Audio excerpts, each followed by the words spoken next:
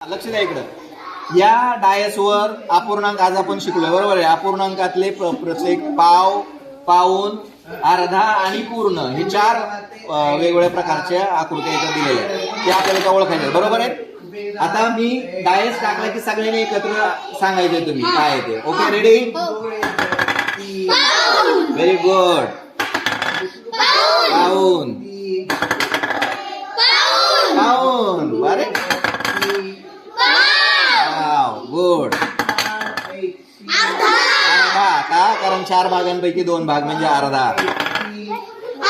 अर्धा, कारण दोन भागांपैकी एक भाग म्हणजेच अर्धा. सगळ्यांनी सांगा. पाव, पाव म्हणजे चार भागांपैकी एक भाग. पाव, परत पाऊण, पूर्ण, अखंड, पूर्णच्या पूर्ण म्हणजेच अखंड. पाऊण, पूर्ण. Very good.